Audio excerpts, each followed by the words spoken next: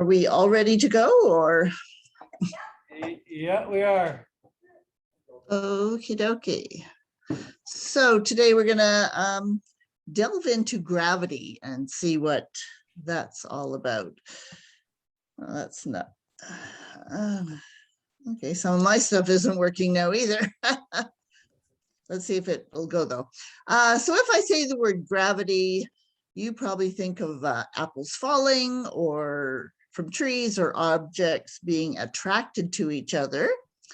And of course, some cats choose to think of gravity as just a guideline. There is a long history from Aristotle to Galileo about discovering what gravity is. Aristotle thought that heavy objects would fall faster than lighter objects.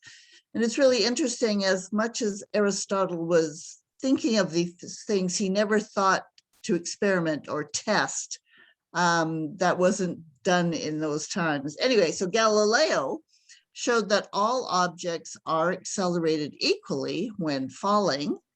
And this was beautifully displayed by David Scott in Apollo 15. He showed that as he dropped a hammer and a feather on the moon, and they landed at exactly the same time. Little grainy video, but best that they were doing at that point. So along comes Robert Hooke, and he devised a law of celestial gravity, saying that all objects are pulled towards the sun with a force proportional to their mass and inversely proportional to the square of their distance. So basically, that the gravity depended on the mass of the planet and its distance to the sun squared. And that's a very important point. And why? Well, the inverse square law states if you go out from, say this was a light bulb, if you go out one distance, doesn't matter the actual number, just one distance, you will have a square 1 by 1 by 1. If you double the distance, you will have a 4 by 4, which is 2 squared. And then if you triple the distance, you end up with 9 squares, so 3 squared. And Newton envisioned the gravitational force as irradiating equally in all directions from a central body, just like a light bulb would. So it's the square of the distance that determines the force of the gravity.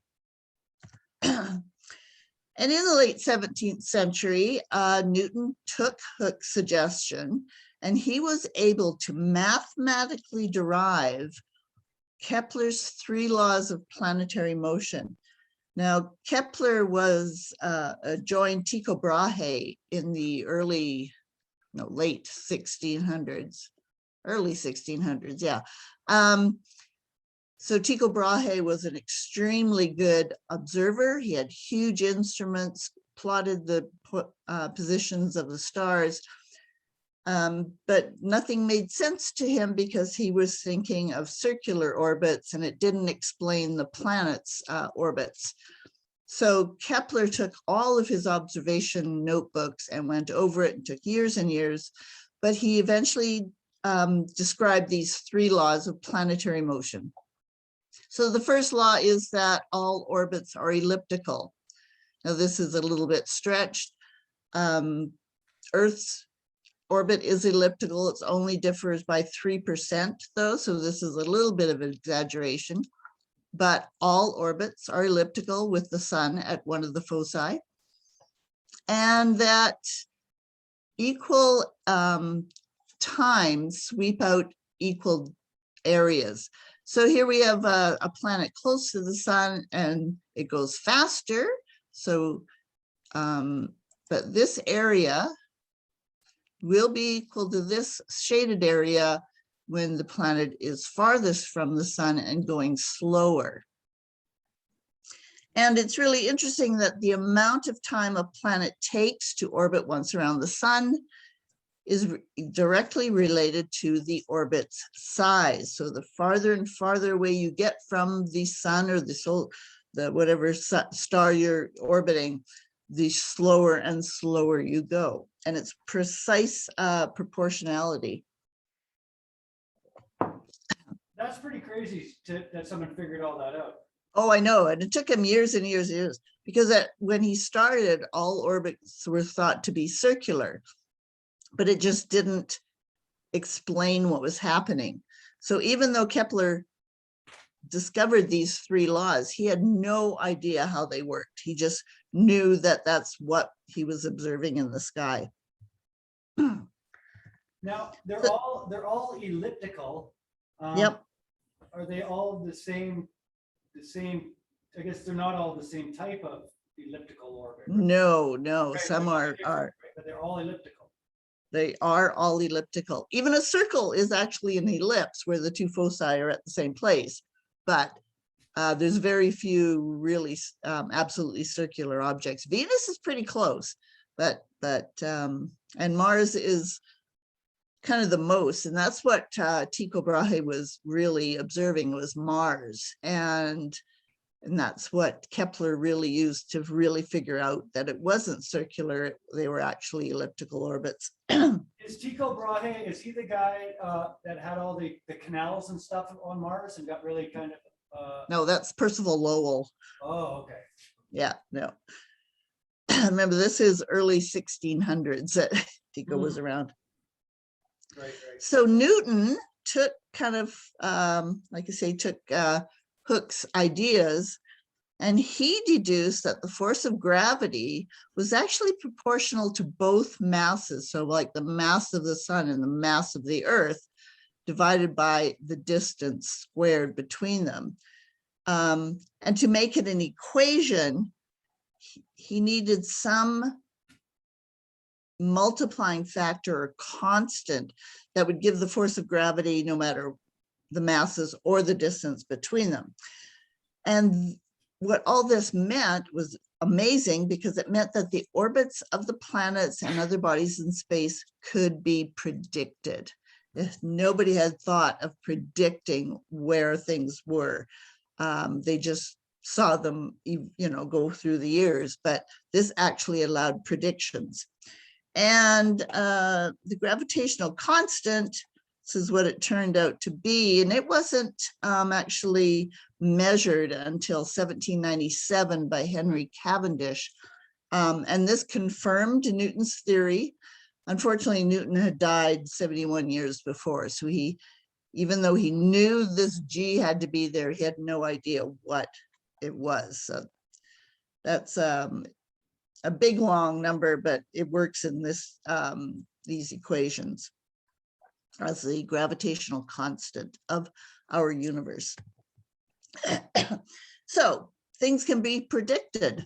So Sir Edmund Halley, who was a friend of Newton, he was looking back over comets when they had been there and what orbit they had taken.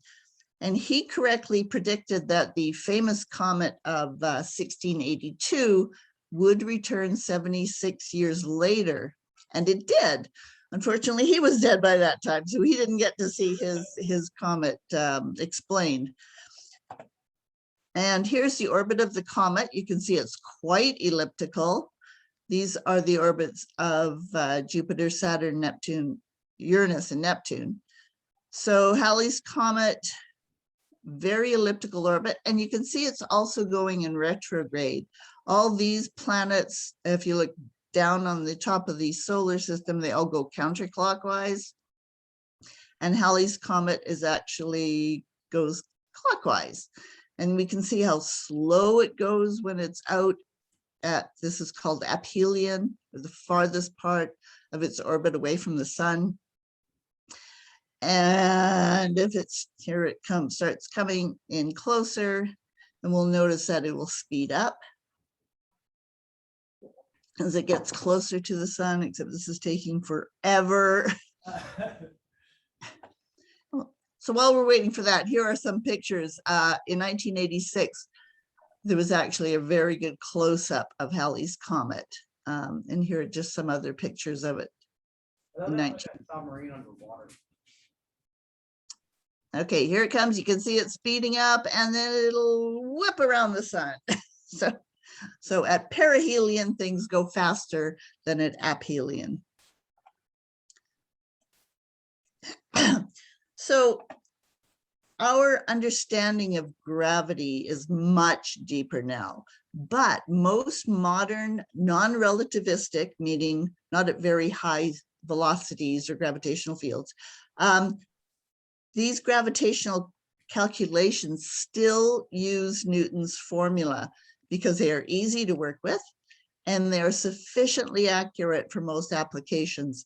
For example, NASA uses Newton's formula for plotting spacecraft trajectories.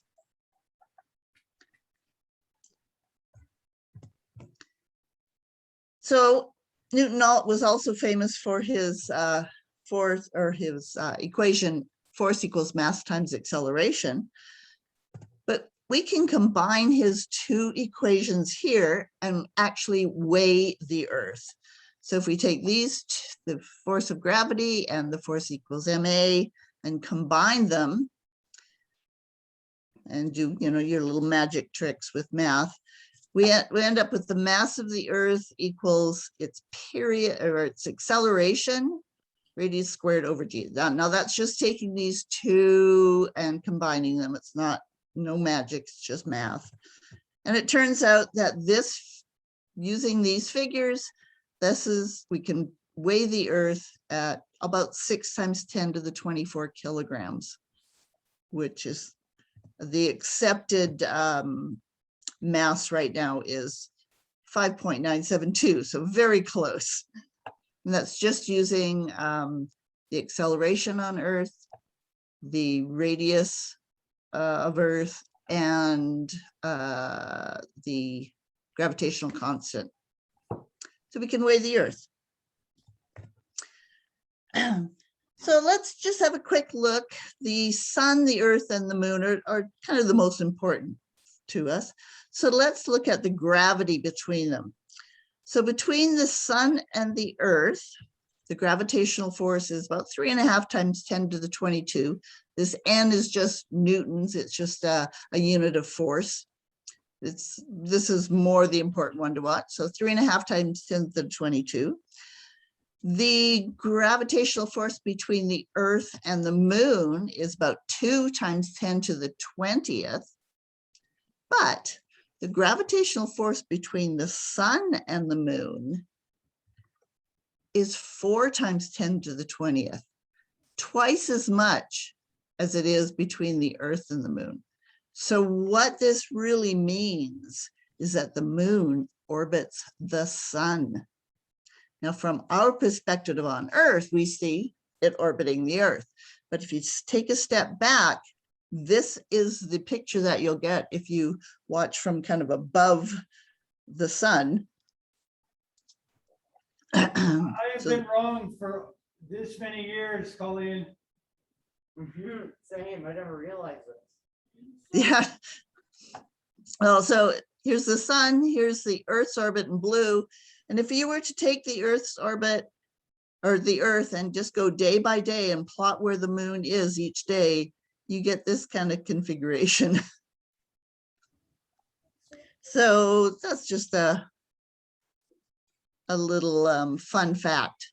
Again, from Earth's perspective, we see the moon going around the Earth, but from the solar system, we get this little flowery kind of shape. So And this is just, we're not even the center of the moon.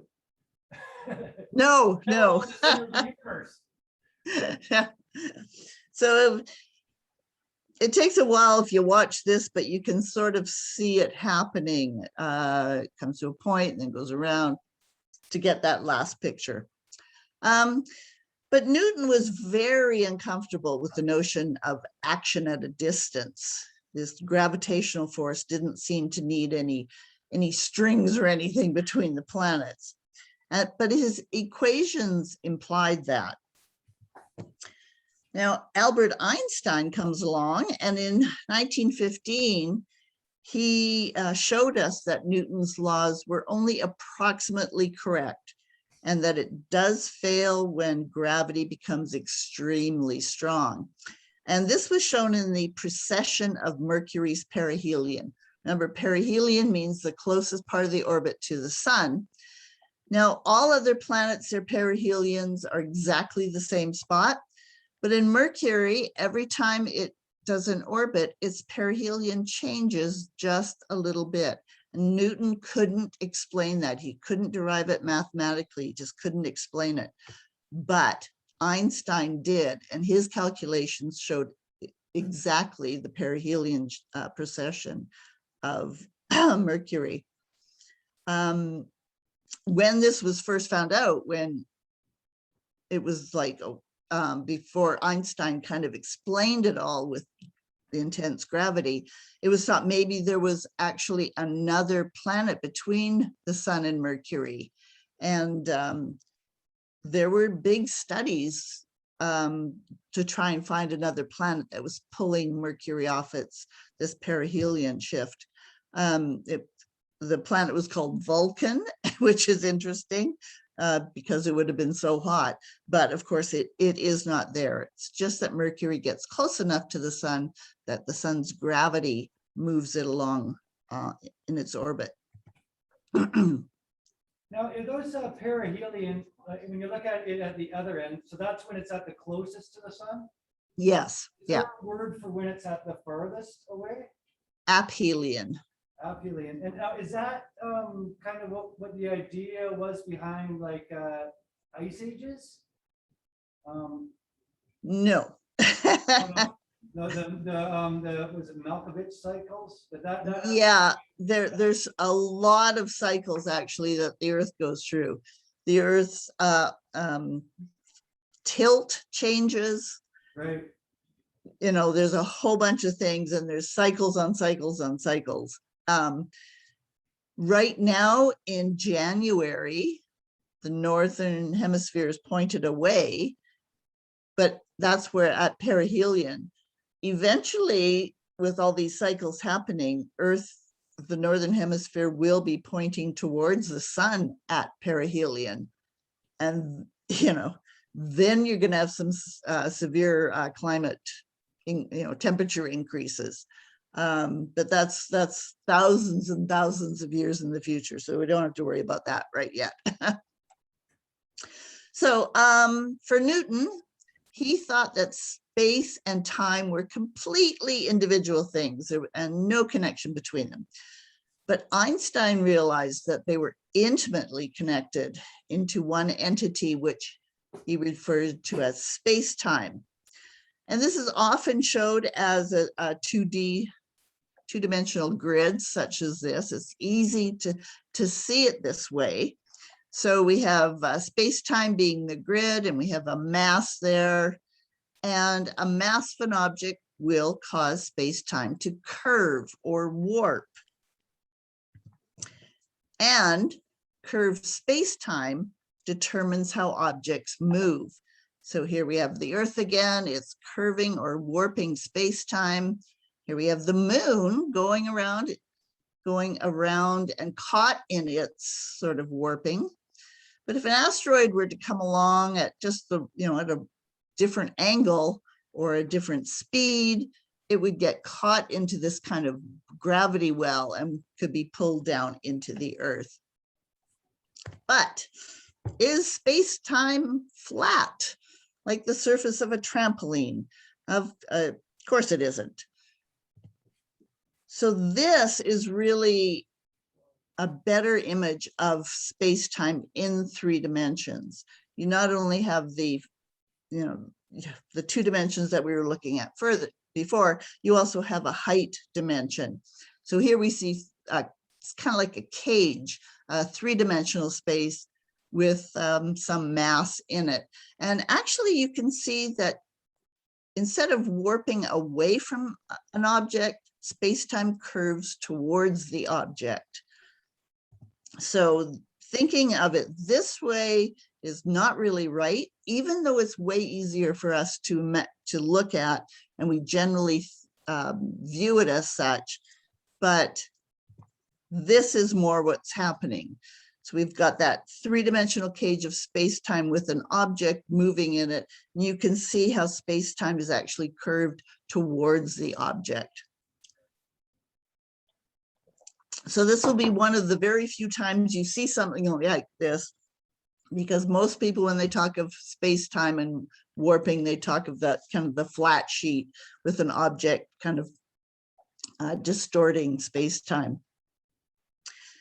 And the thing is, that's all fine and handy, but do objects exist by themselves in space-time? And of course they don't. So the warpings will actually interfere with each other. And this is one of the best ways that I've seen it shown.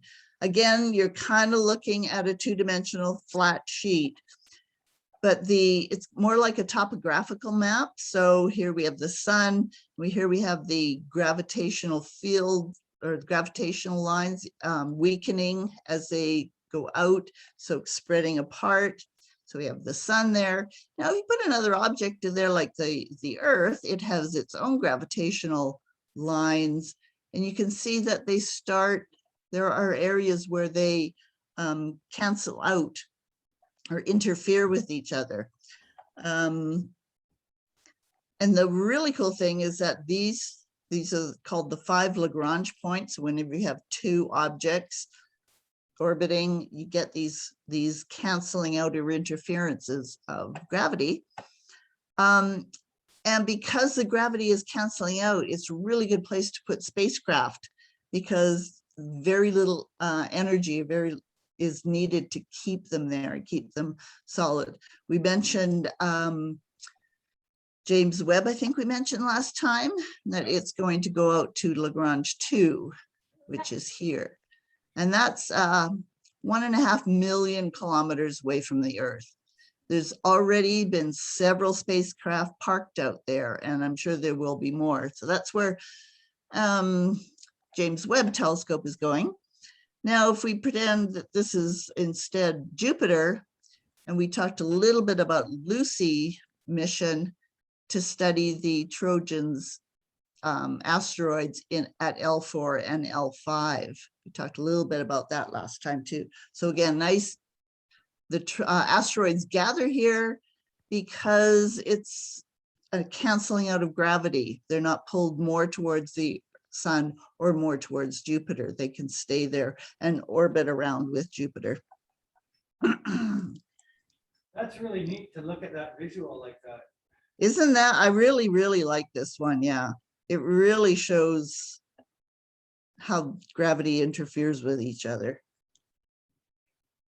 So, and that would, I mean, it's much like, you know, ripples on water, right? Yes. So they would cancel each other's out. So yeah. Exactly. Enforce and cancel out. And the Lucy spacecraft that we talked about, it is launching on October 16th, so just a few days away. I have a question. Sure. If you launch like a rocket into orbit around the Earth, yep, be orbiting the Earth, will it be orbiting the sun? Sorry, the orbiting Earth. If you launch some sort of if you launch a satellite into orbit of Earth, is it orbiting the Earth or is it orbiting the sun? Okay, it depends on its mass. So the moon is quite massive, so it turns out to be orbiting when you do the sun a bit. And remember the distance too. So the moon is quite far away from the Earth, so its gravitational pull it works out more for the sun. Something like the space station, very close to Earth, you know, it's only 400 kilometers up. It would, I'm pretty sure, be orbiting the Earth just because of the distances too. Now, if you put it out near the moon, it would probably be considered to orbit the sun. I've never actually thought of that. That's a really interesting question. And I will research that.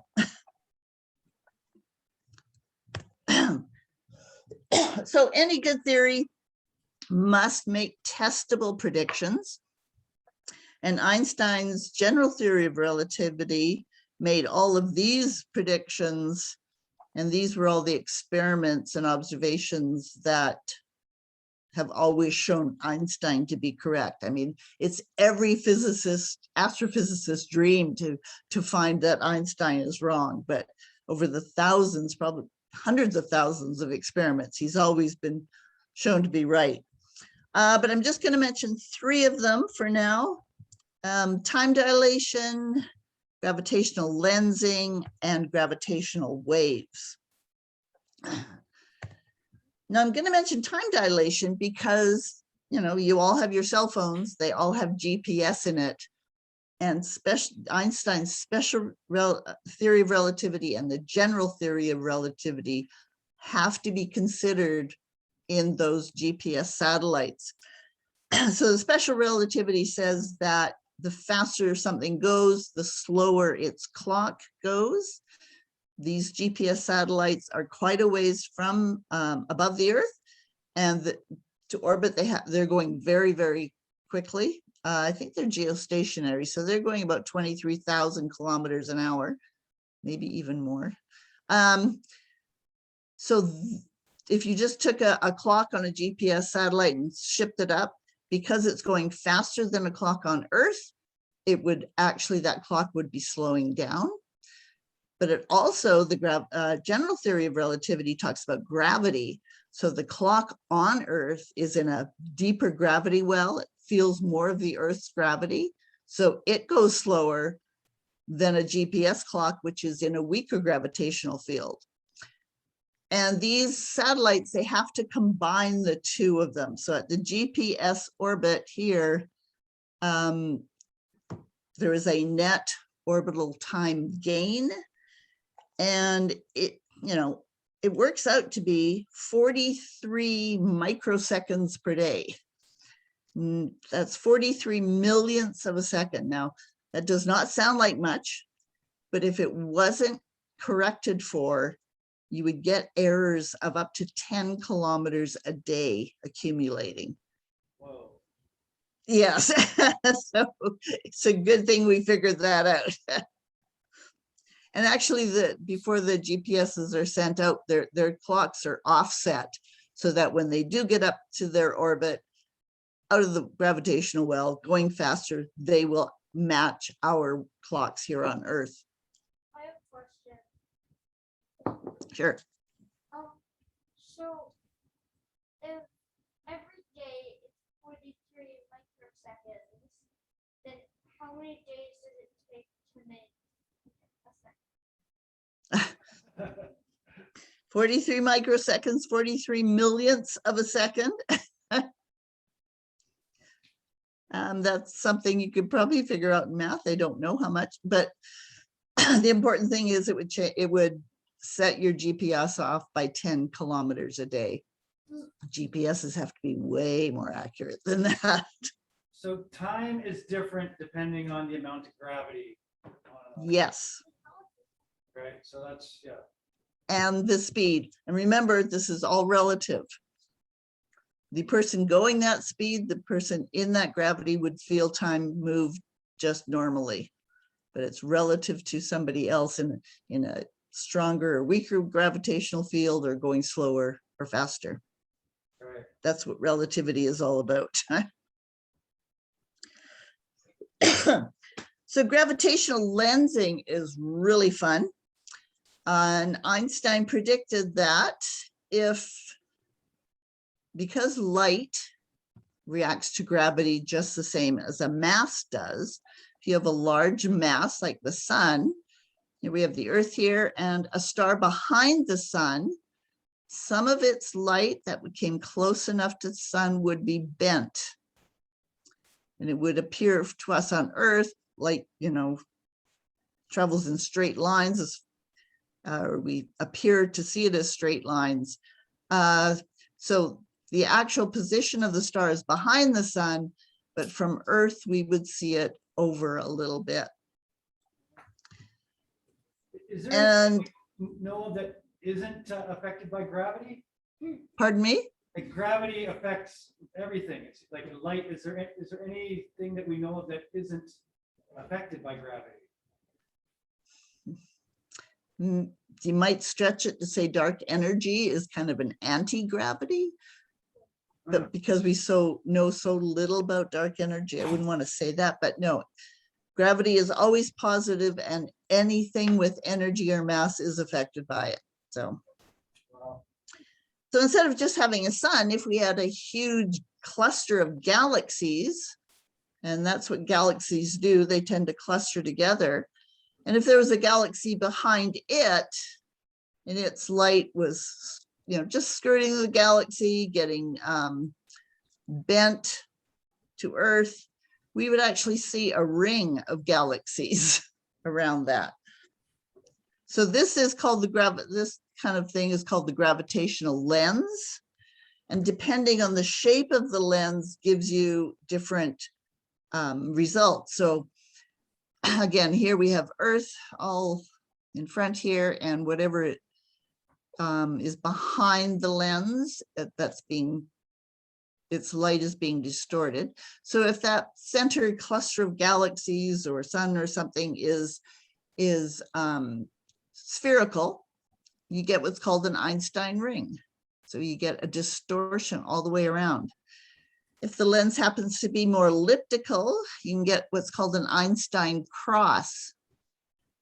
And if it's kind of really complicated, you would just get very complicated lensing. It's interesting that even though Einstein's calculations showed this would happen, he didn't think it would ever be seen. And now we see it all over the place, such as in this picture. So here we have a huge galaxy cluster, and shining through it and around it, we see this galaxy here and this one and this one. Those are all the same galaxy, just being distorted, their light being distorted around it.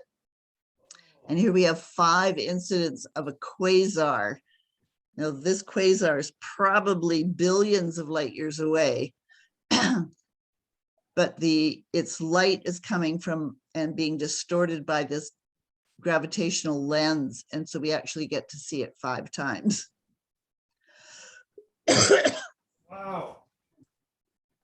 So if you didn't know about that lensing, you would think that there's 5 quasars.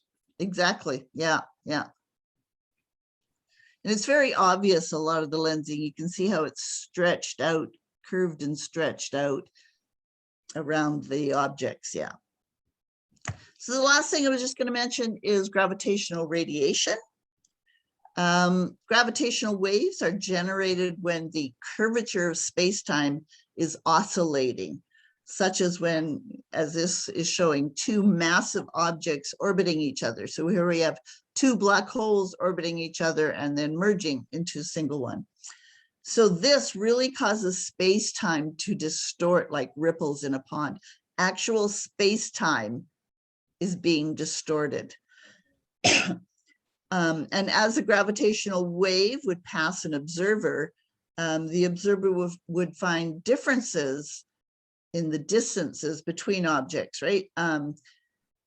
That wave is stretching out and then condensing as it passes through space-time.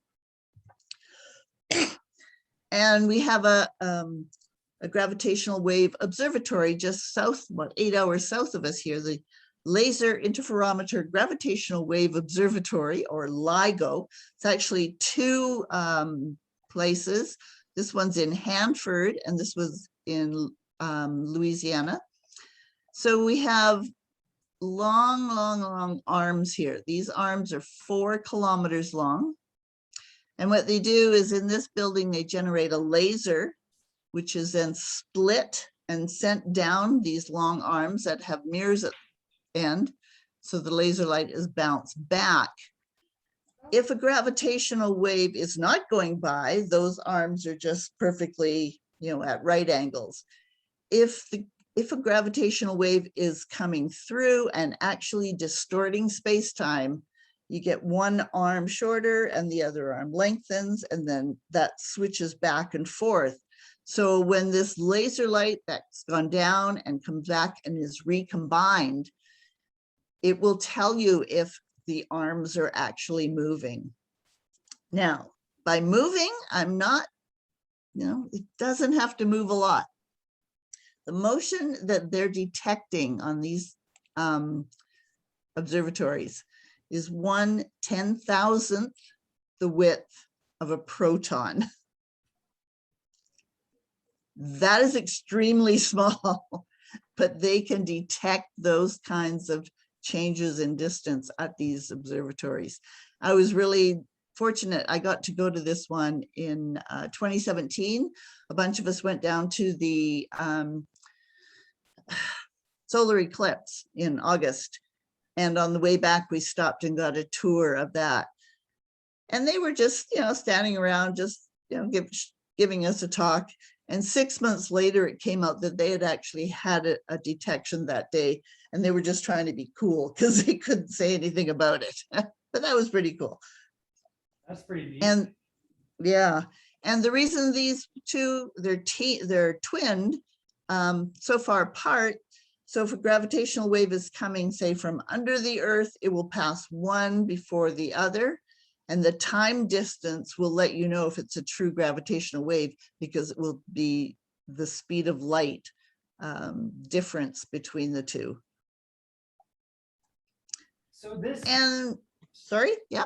well, these experiments, they look like, that would be, millions and millions and millions of dollars to kind of put that all together.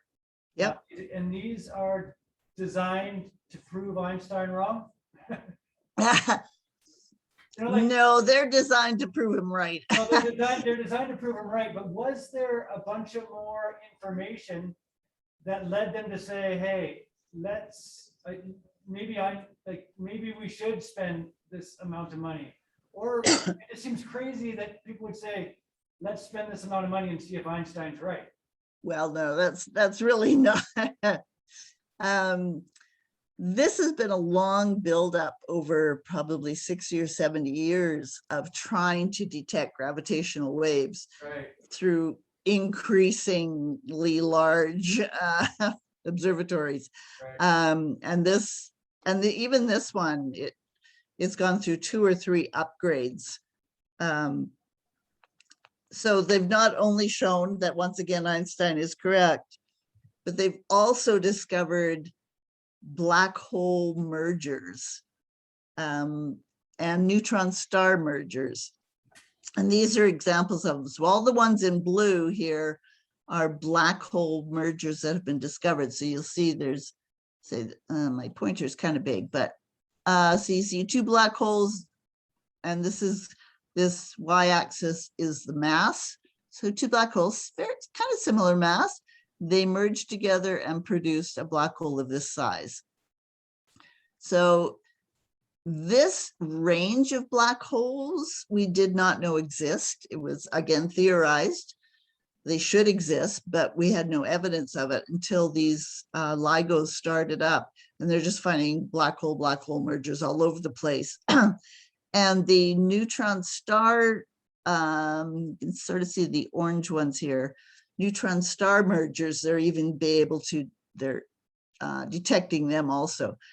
And it's interesting because 2 neutron stars orbiting each other and then merging, and it's a huge explosion generally at that point, they make about 3 Earth's mass of gold.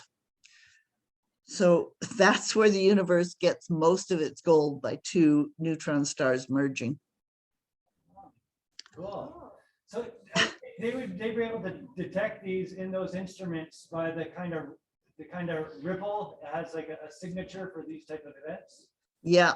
Before they even got started, they ran, millions of simulations on, black holes and neutron stars of different sizes merging. And so they have all these graphs that when they do a real detection, they can, narrow it down to what it probably is. It's amazing. Wow. When they first started up, they were taking 6 months before they would tell anybody about it, because they had to account for everything else. So this guy in Hanford, he's several hundred kilometers away from the Pacific Ocean, but they had to account for waves washing up on the beach. That moves everything a little bit.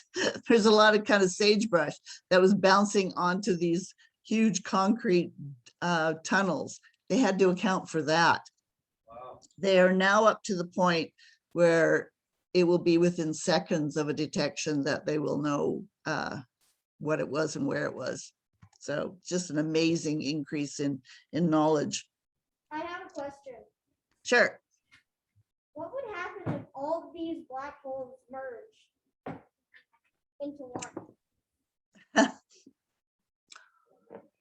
One could say that might be one of the endings of the universe, but so in our Milky Way galaxy and in most galaxies, there is a supermassive black hole at the center.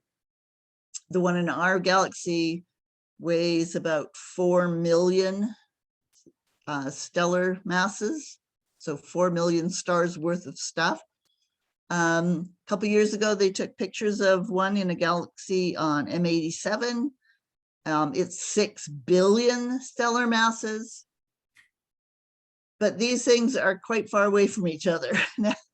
And most galaxies are moving away from each other. The Andromeda galaxy and our Milky Way galaxy will collide. We're heading towards each other. We will collide, and eventually the two black holes at the center of each will merge, and it'll just make a bigger black hole. These ones are all are stellar sized black holes. So really massive stars, when they run out of fuel, they often turn into a black hole. The reason we didn't have an idea of these kind of masses is because the stars, the way we knew astrophysics at the time, these were too big to be just two stellar black holes. So all of these might have been multiple generations of black holes merging, forming a bigger one, coming together with another one, forming a bigger one. That's still kind of out there. It's not really known. But again, you build something and you think you know how you're going to use it, and then you find all this other data that you have to explain, and the universe just keeps giving. And one last thought, that Captain Kirk goes to space tomorrow. William Shatner will be going to space aboard Blue Origin, so he will become officially the oldest person to be in space. Now it's just space, just the edge of space, but he gets that that accolade added to his resume, I guess. So that's all I have for you today, other than questions. Yeah, well, you don't get to have a look at us, but I think we have some questions. Sure. Yeah, any- Why do stars turn into black holes? Like Why do stars turn into black holes? Okay. So stars have an evolutionary process. They all start out as huge gas clouds full of dust and hydrogen and silicon and those kind of things. And the gas cloud starts collapsing, and at the center of the gas cloud, a star will be born. Now, depending on how much mass that star starts with will determine its lifetime. If it's got at least 10 or 15 stellar masses of, 10 or 15 times the mass of our sun, if it's got that for a mass, it's going to be a huge star. It's going to be extremely hot. It's going to go through its lifetime really quickly because at the center, stars squish things together. So they start with hydrogen, and they squish it into helium, and that gives off a little heat and light. And that kind of reaction keeps the star puffed up. When it's done, used all its hydrogen, it'll start squishing helium into carbon and nitrogen, which keeps it up.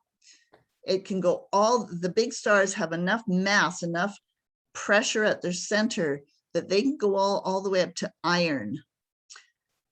And at that point, iron absorbs energy instead of giving it off. So at that point, the core collapses. There's nothing else. There's no fusion to keep the star bulked up.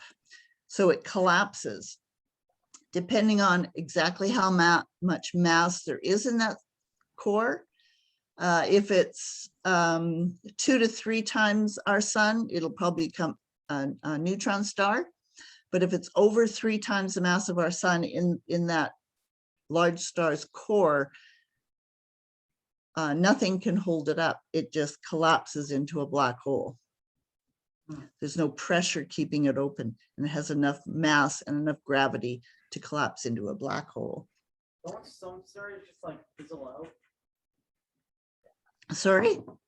Don't some stars like just fizzle out? Go out? Yeah, just fizzle out. There has been a few stars that have gone directly, once they've gotten their mass, gone directly, collapsed into a black hole, and have not gone through this process. But we have no idea why they do that. Most other stars, the vast majority of stars, have an evolution. Our sun is going to squish hydrogen into helium, and then helium into carbon and nitrogen, and then it's not good. It doesn't have enough gravity, enough pressure or heat to go any further. So it puffs off the rest of its outer shells, and it's our sun will eventually be an Earth size, what's called a white dwarf. That will take trillions of years to cool off into a black dwarf. What is a black dwarf made of? It's carbon and nitrogen, basically. So our sun, being a white dwarf made of carbon and nitrogen, really, really hot, really, really dense, it is the formula for a blue diamond. Yeah.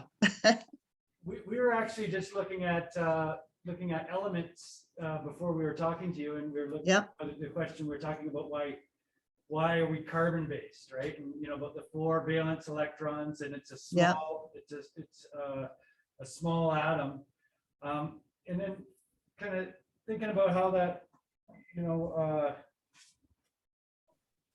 I guess our understanding of how these things form, right? It's I lost my train of thought there, Colleen. Okay. A question I do have that I can remember is what we're still studying gravity. It seems like there's still a lot that we don't know. Like, what are we still trying to learn about gravity? Because it's one of the fundamental forces, right? It is. That we consider, and it seems like it's the one that we understand the least. Or is that whole concept of fundamental forces, is that being kind of rethought? No, there are 4 fundamental forces: gravity, the strong force, the weak force, and what's the other? The electromagnetic force, right? Right, and then we got nuclear and the strong and the weak. Well, the strong and the weak are the nuclear forces, yeah.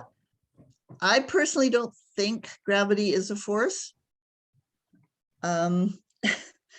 We've been able to join the weak and the electromagnetic into the electroweak, and we have theories to be able to have that join with the strong force.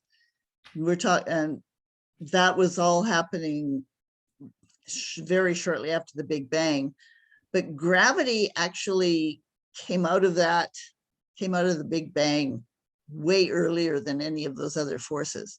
I think gravity is a property of space-time, and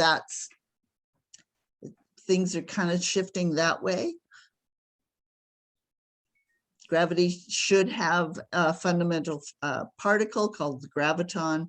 We have never, ever seen it. Gravity is so much weaker than any of the other forces. The reason you are not falling through the Earth, because you and the Earth are mostly empty space, is because the electromagnetic force, when you're standing, the electrons on the bottom of your feet are repelling the electrons on the top of the floor, and they can keep you from falling right through the Earth. gravity is, it takes the whole, takes the whole Earth, and yet to work on gravity, and yet I can, lift anything. Gravity is not strong enough to hold this right down to it. So gravity is very weak force, kind of different than any of the other ones. I like thinking of it as more of a property of space-time. And of course, we've only found out what gives particles mass, the Higgs boson found at the LHC. That's a really weird kind of thing too. There's no, in our standard model, the protons and neutrons and electrons and all that kind of stuff, there's nothing there that shows that they should have any mass, but we know they do. And the Higgs boson could help explain that. And that was just found out, so. Is there tests to try to find these gravitrons? Oh yeah, yeah. Dark matter and gravitons are continually being searched for. And really what I told you about gravity just barely skims. Barely skims the topic, yeah. The tip of the iceberg. Oh, I know where I was going when I was talking about carbon and and the 4 valence electrons. Yep. And then you look at the all the elements that we have. You think of hydrogen and helium in like some of the in these stars, and just looking at as it builds up to larger elements, or I guess with a larger atomic mass, it's the combination of that hydrogen and the helium in some star. Well, really, hydrogen is just a proton. Right. Okay. Yeah. So you're just adding protons and making bigger and bigger molecules. But again, so stars can make everything up to iron, but they can't squish iron because it absorbs the energy instead of giving anything off. What is it? And Sorry, go ahead. so when a black hole forms from a star, or even a neutron star, so the core condenses like quickly. The core, it could have an iron core about the size of the sun, and it would condense down to a nickel iron core in a second. The rest of the star is not being pushed out anymore. It collapses, and it's that collapse and kind of the bouncing off of those two objects that creates a supernova. And in supernova is where a lot of the other elements are created, like gold and tin and lead and all those kind of things, up to uranium. So that's where we get, but they're, like say, they're just finding out that neutron stars produce this massive amount of gold. Neutron stars. Cool. So we really are stardust. Our protons that we have in us, most of those date back to the Big Bang, the initial forming of protons. Everything else has been slowly building up. Wow. Okay, well, we'll go around and people can say what they learned or something that they Okay. thought pretty amazing. Okay. You want to start us off? Oh, okay. Thanks a lot. I heard that there is a I always knew that there was like some sort of gravitational field, and it wasn't really like normal. It was more like a well. But I never thought of really like the 3D version. I always Yeah. thought of the 2D version in the well, but yeah. So, That's how mostly it's portrayed, because it's the easiest to understand. It's hard to imagine 3 dimensions. I mean, I think I can understand. And I guess that would be the same with us looking at, our model of the atom itself, right? We have the Bohr model, and it's so 2-dimensional, and we know that it doesn't It's- really behave like that at all. Like it's Yeah, yeah. yeah. I learned just about everything you told us, except for the gravity well thing. I kind of did that. Sorry, I didn't catch that at all. I learned just just about everything you told us, except for the gravity well thing. I kind of knew that. You knew about gravity wells? Sort of. Yeah. I kind of understood it. Okay.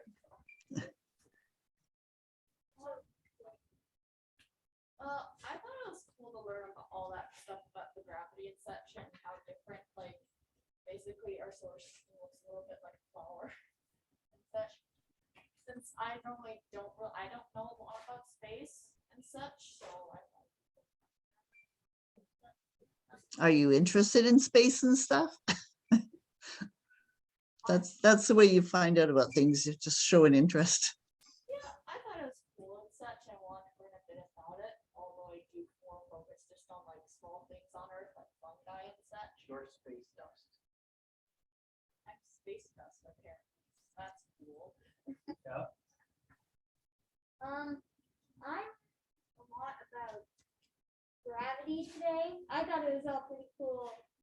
The only thing I already knew about was the supernovas. That was all I knew about. But the rest of the stuff, brand new to my mind. Good. Yeah. Brains are like- Yeah, I liked looking at it in different, like, kind of like, looking at those gravitational waves, it's kind of isolines. I found pretty, a different way to look at it. And then now I understand why they send the James Webb to that, like, I remember Yeah. hearing about that spot, but not making the connection as to the reason why to that particular, that particular area, because there's Yeah. not much gravity there. I did a provocation. And then the whole idea of the moon not going around the Earth, right? And it's just kind of stuck in this dance, but we're both going around the Yeah. sun. Yeah. That's changed my perspective. It's all on where you're looking at things. And it's absolutely amazing, the amount of work that's already been done. The amount of, to get to this point of, William Shatner, the oldest dude going up into space, like just, you go from Newton to Einstein to all of these great minds all coming together so William Shatner can go into space. Exactly. Yes, yes. We are certainly in an age of discovery. Yeah, and just how the knowledge just builds on it. But it's so amazing that you had these pillars so early on, like Newton and Einstein, that it turns out they were right about most of the stuff. Well, Newton even knew he wasn't right, but it certainly was a big jump at that point to think of the moon going around the Earth is just like an apple falling to the Earth, and being able to connect all that. Yeah. I have a question. So if you were in a spacesuit and there was a hole in it, all the air would get sucked out. What if it was like the tiniest pinprick? Would it still have the same effect as like a giant gash? Okay, I got a spacesuit with a hole in it. What happens? So if you were in a spacesuit and there's a hole in it, Yep, all the air gets sucked out in yep. space. But what if it was like the tiniest of pinpricks? Would the same effect happen? No, there might be a slow leak that you just might notice that your oxygen levels were dropping and things like that. And the spacesuits are made of just layer upon layer and layer, each one doing its own job. So I don't know exactly how big a hole you need. One thing that's very interesting was Chris Hadfield was out on a walk at one point, and he went blind. The moisture started building up, and it went into, there was a chemical in there that they used to wipe out the inside of the face mask, and that started dissolving and getting into a sulfur compound, I think. It got into his tears, and he went blind. He couldn't see anything. So they're telling him what he had to do was flush his suit out. So he had to reach up and twiddle the valve to let the air out of his suit. But he trusted that they knew that they were doing what was right. So they flushed the suit out, and then he got to close the valve again and then repressurize it. But I was actually yeah. just thinking about that story, and then you said it, so it's almost like you're reading my mind. Oh, I have that superpower.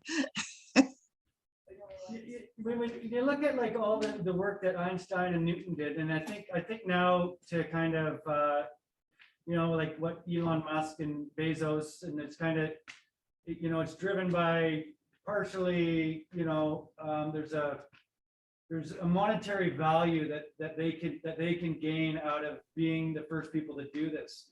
Yeah. You look back at like Einstein and Newton, and you think, okay, they were obviously clearly doing this for a living. Like, who funded? Like, who Well, funded it? And it was the quest for knowledge different? You know, it was like, I don't know.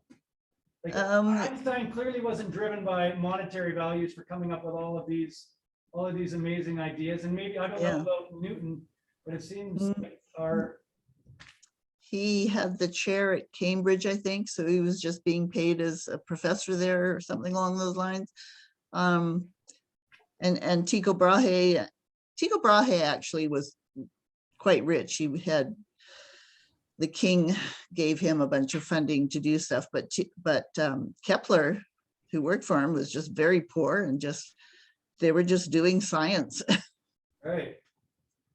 So just doing science, like people, like there was a value, that people saw to just doing science. Just doing science. Well, there still is. Clearly there still is, but it seems like it's attached often to, you know, making money. Well, that's probably how it's going to go from, because you know, NASA isn't a single corporation anymore. It's none of their flights are just NASA. There's always the space, or European Space Agency and Japanese, you know, no one country can do this anymore at once. It's a conglomeration. But you know, Elon Musk probably spends more on a day than NASA does in a year. Right. And if there is that monetary, then, you know, they can do more. Right, and they can make advances and things can happen quicker, right? Yeah. Right. Huh. Yeah. Any other questions or comments, crew? Besides this, really cool. Yeah. Thanks for talking to us. Thank you for coming in. Yes, You're thank you. Yeah. Thank you. What should we delve into for next time? Supernovas. Yes, Supernovas? No, Okay, stellar evolution. Got it. Existential crisis. you know, maybe the Big Bang. Big Bang? Okay. Yeah, life. Oh, Life, yes, life. you got life, you got Big Bang, you got stars. Existential crisis. Just some people need to Maybe stuff up. Andrew Dovette, McKenna the exoplanets, McConnor, that's what- and Cameron Johnson. You guys all have stuff. Okay, I've got a bunch of ideas there. I'll work on them. These were your All two right. this All right, afternoon. Colleen, thank you very much as always. That was incredible. Okay, bye now. Bye-bye. Bye. Bye. Remember to look up. Yes. Oh, did you see the auroras? No, I didn't know they were coming, but I've seen pictures of them. I woke up this morning and I saw a whole bunch of pictures. And you're like, oh man, it was right above my head. Yeah, that would have been awesome. Okay, see you next time. All right, bye-bye. Bye. Bye.